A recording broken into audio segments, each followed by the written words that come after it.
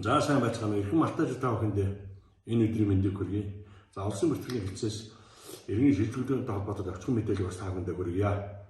За Монгол Улсын их хурлын сонгуулийн тухай хуулийн 24 дугаар зүйлийн 25-ын 1-р хэсэгт за иргэний шилжүүлэлт хөтөлбөрийн санал авах өдрөөс 60 өдрийн өмнө зогсоож за санал авах өдрийн дараагийн өдрөөс сэргийнэ гэж хуульчилсан байж байгаа. За уг хуулийн хэрэгжилтийг хангаж тус хэлцээс 2024 оны 4-р сарын 29-ны өдрөөс иргэний шилжүүлэлтийг зогсоосон байгаа.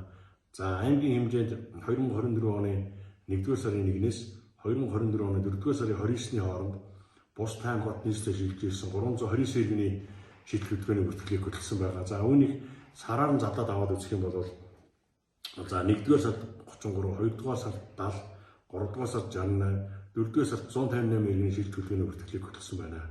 За шийдэл хөтөлбөрийн бүртгэлийг өмнөх оны мөн үедээ харьцуулах юм бол 2023 оны эхний 6 сарын байдлаар бус тайм хот нийслэлээс 271 иргэн шилжиж ирж шийдэл хөтөлбөрийн бүртгэлийг хийлгэсэн байна. За та бүхэнд очих мэдээлэл өглөө баярлалаа.